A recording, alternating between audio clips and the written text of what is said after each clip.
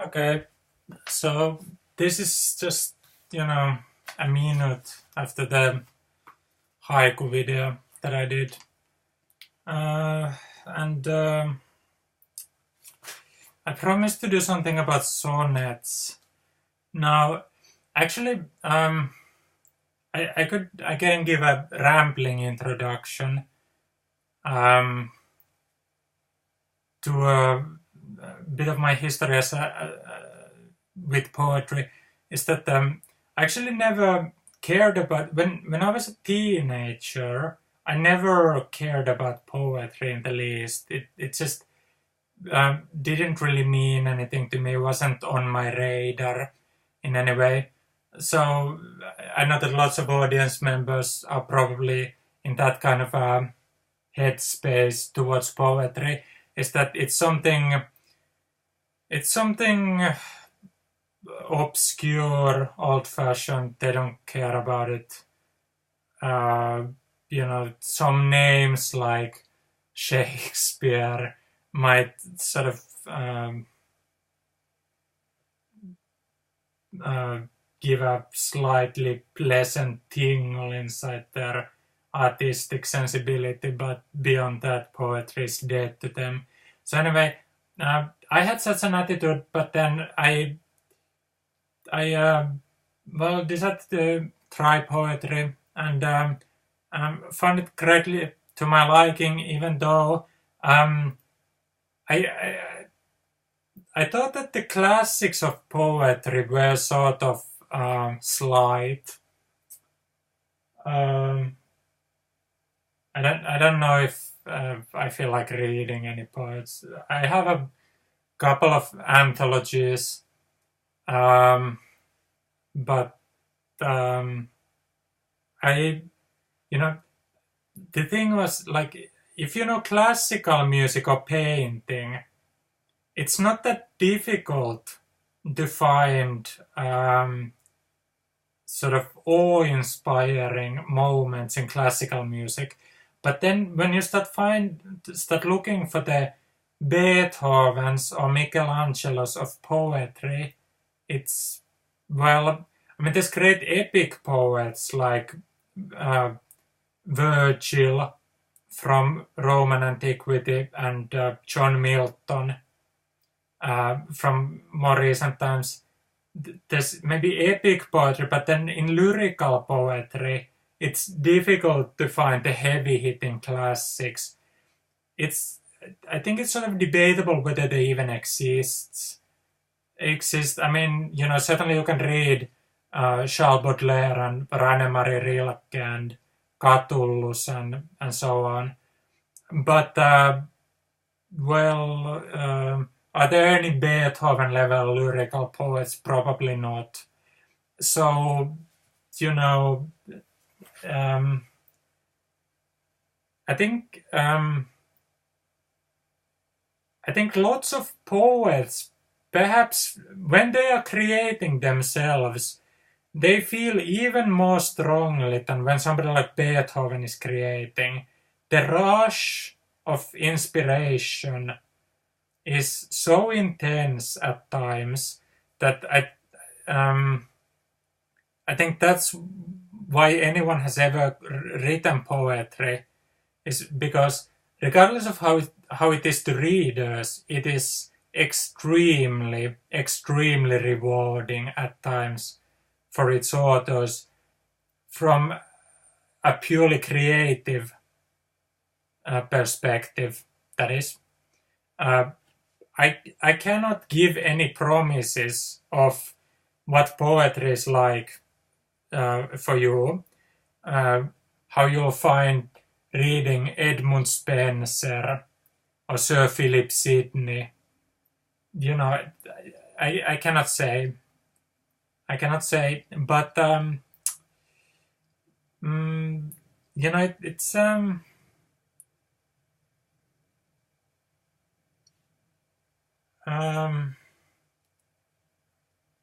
I think there is a reasonable amount of good stuff to be discovered. So, and as I said, anthologies of poetry, they're everywhere. They're, you know, classics of lyrical poetry are more easily discoverable than people think. They are not buried inside some catacombs as hieroglyphs on the wall. They're sort of well, there must be tens of thousands of anthologies of love poetry or classical poetry. So you know, it's easy to find if someone takes it upon themselves to give it a look-see.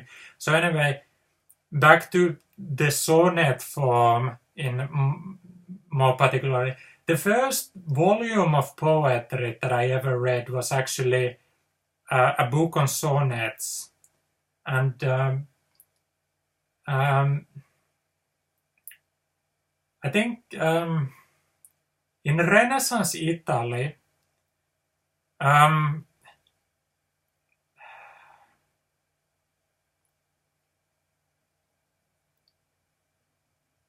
you know, in Victor Hugo's Hunchback of Notre Dame, the book, you know, if you've seen some film versions of it, like the Disney movie, the main character in the Hugo book is omitted in the movie.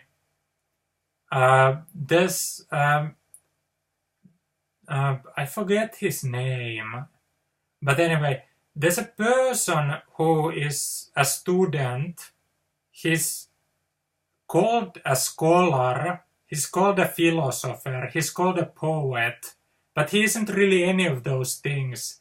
He's a sort of a literary jack of all trades, who is, you know, a university slacker who dabbles in writing. So anyway, the reason I bring this up is because the Middle Ages didn't really have professional writers. They had people like that character in the Hugo book who took it on himself to write when the community needed, like miracle plays or something. But the professional writer didn't really exist. When in the Italian Renaissance, people like Petrarch and Dante, I mean, well, whether those are the last moments of the Middle Ages or the first moments of the Renaissance is debatable. But anyway, the kind of professional writer emerged during the Renaissance, or re-emerged to the Western culture. And the sonnet form actually was more central than people might think. The canzoniere of Petrarch it's no one thinks of it now. In where I live, the canzoniere is sort of it's given in this slightly more slim version as Sonnets to Laura. But anyway, it might go by either title. That was actually, well, arguably that is the most influential volume of lyrical poetry ever published. It's, if you know the so-called Werther effect, when Goethe, the German poet and polymath, when he published his book on Sorrows of Young Werther, it had the hype that Twilight has in our culture. I mean, it was a massive phenomenon. The canzoniere of Petrarch had a similar effect in Renaissance Europe. It's just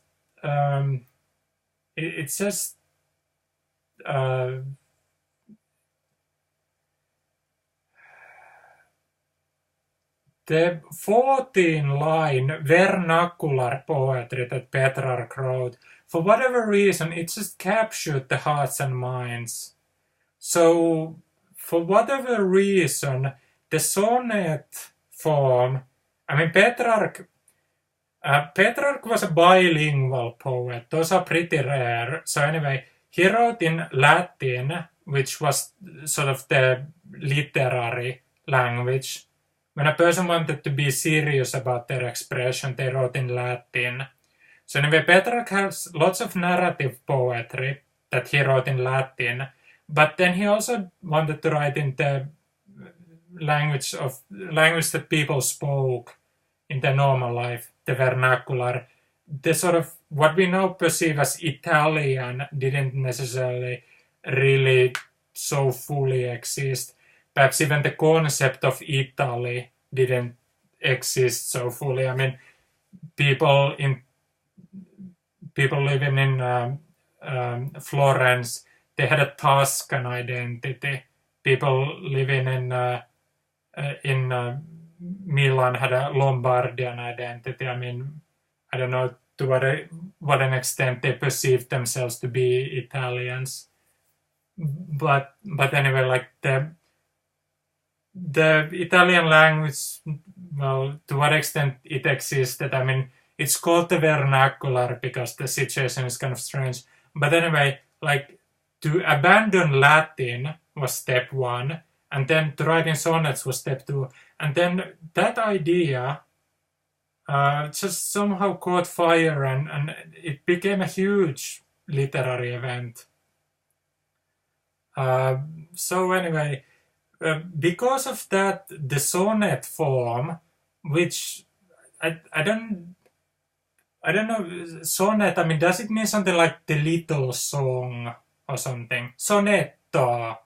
What's it mean? I forget that.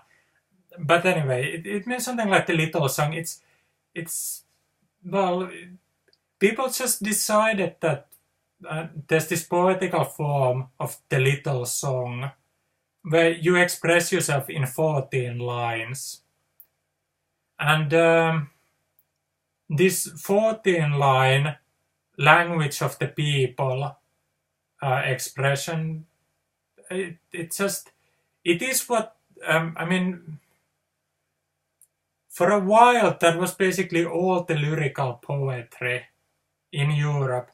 I mean, if you read some 19th century biographies or novels, you sometimes hear of like courtiers who in parties go away to compose a sonnet and then come back and recite it.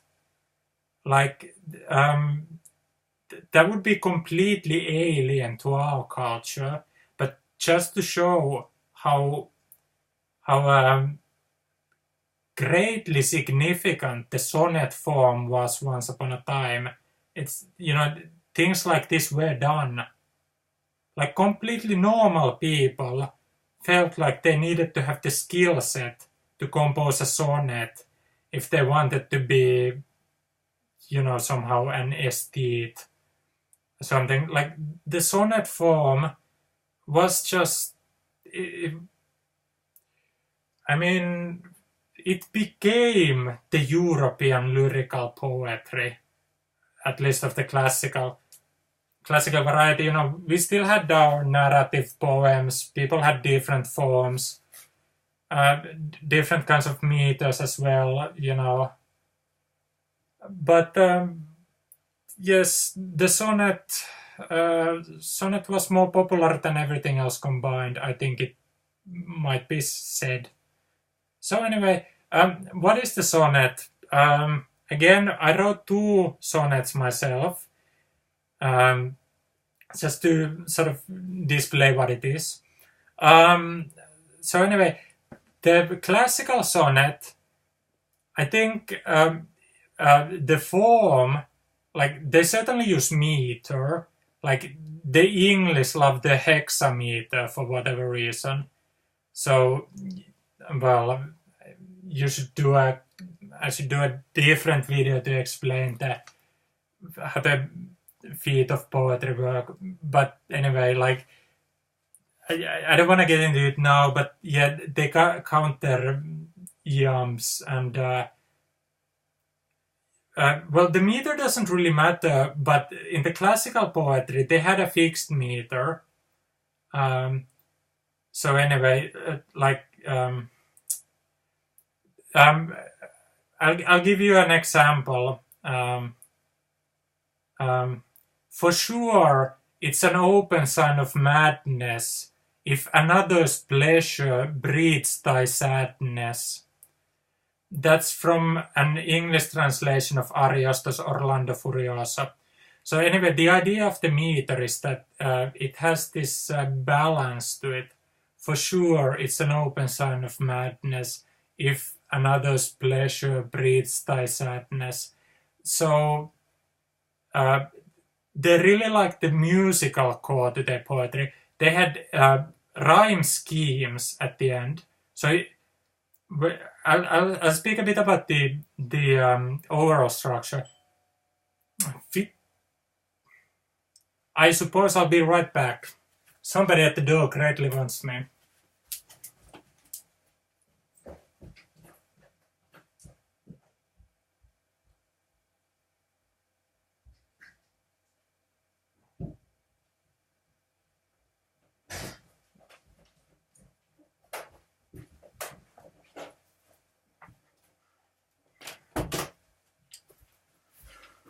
Oh, well, fancy that. Anyway, so I was talking about the structure of the sonnet. So anyway, in classical sonneteering, they care about three things: the meter, the rhyme, and then on top of that,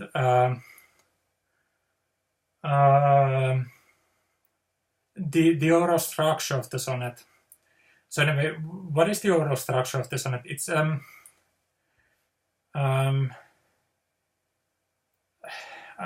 have a glass of water. I just ran up the stairs.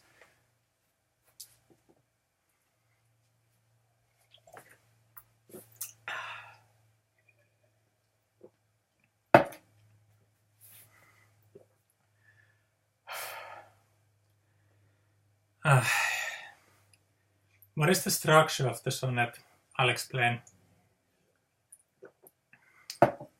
So anyway, if a poem is to be effective, you set up something, there's a situation, and then if you want to have some sort of a drama, what you do is that you set a situation, then you upset it.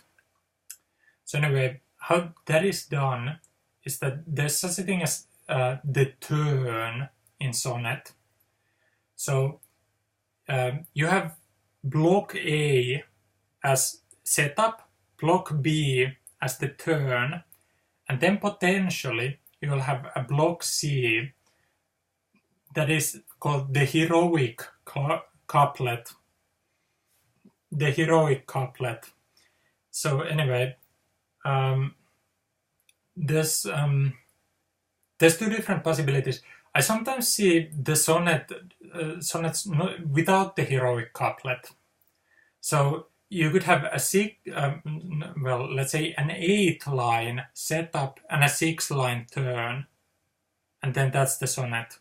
But you could also have, say, a 5-line setup, a 7-line post turn, I should say. So a 5-line setup, 7-line post turn, block, and then a 2-line heroic couplet. So that's another alternative. That's just as far as the classical sonnet is concerned. I couldn't be bothered to write a classical sonnet. I apologize.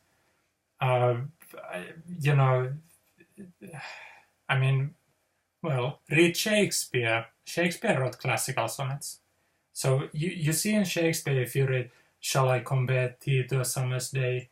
Thou art more lovely and more temperate." I forget how it goes, but Shakespeare Sonnet 18. There's YouTube videos to it.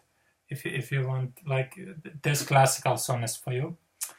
So anyway, in all of free verse, there's been a certain abandonment of the classical means. So if the classical sonnets cared about meter, rhyme, structure. Modern poets don't care about them. They don't care about meter, they don't care about rhyme, they don't care about structure. Now you can choose for yourself, like it's if you want to rhyme, if you want to have a steady meter, go for it. If not, it's also in certain circles accepted. So anyway, I wrote 2 free-verse sonnets, and I'll read the first one. In the deep green ocean of the forest, I found myself drowning in my search for a place where nature looked like it could accept me as its son.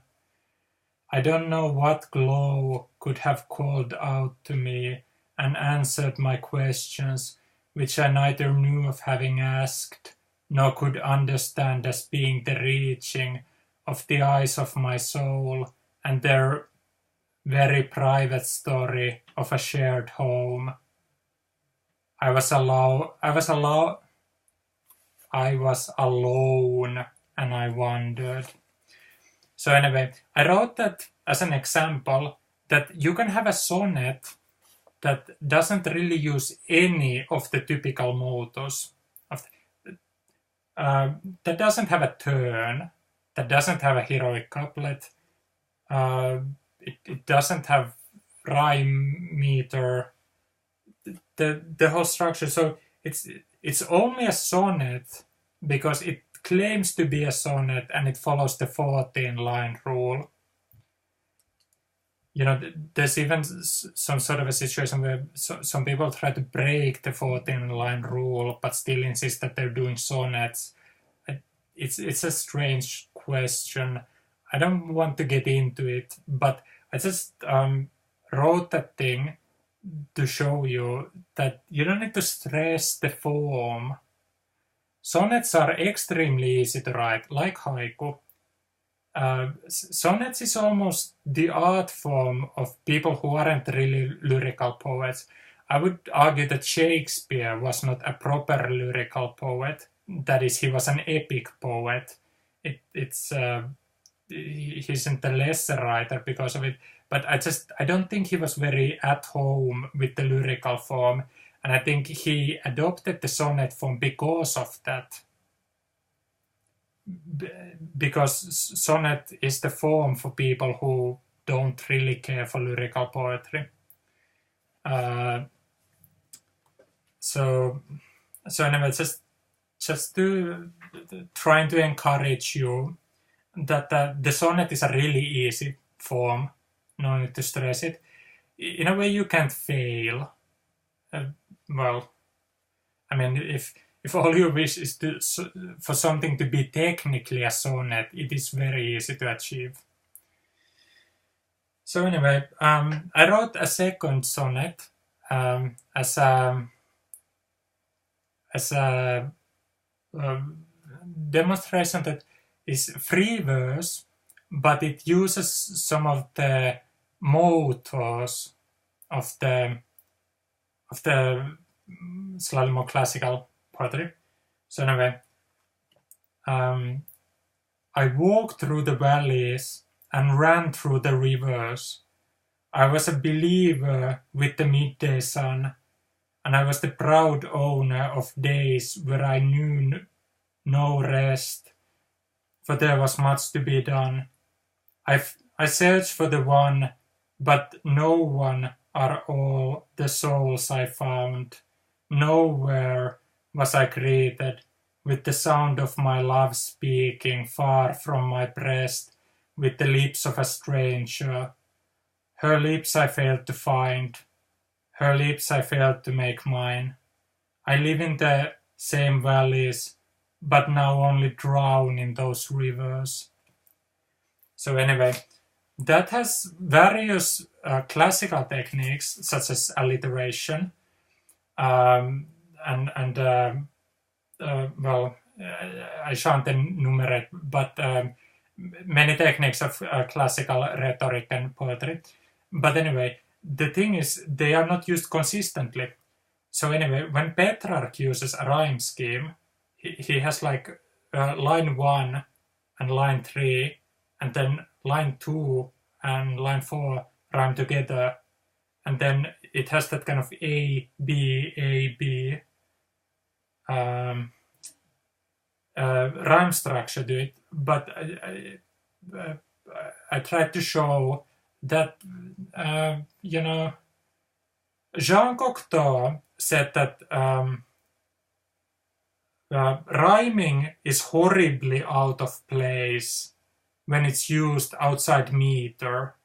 So what he's trying to say is that it sounds corny if like a politician says, well, I guess I should have thought of what I bought, because it's actually the meter that makes the rhyme in classical poetry. If the meter is wrong, all rhymes fail. You can try it with hip hop.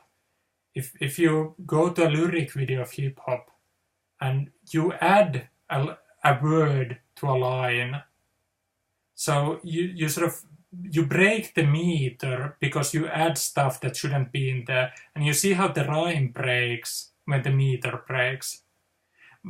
But anyway, it just came to me as I actually do co-sign the Jean Cocteau idea that I do not think that you should rhyme inconsistently except in the heroic couplet. So anyway, I tried to have like these heroic couplet-esque units.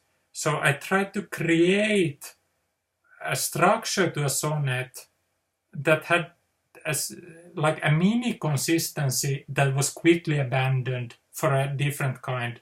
So I tried to just display this technique of you know, just different things at your disposal. So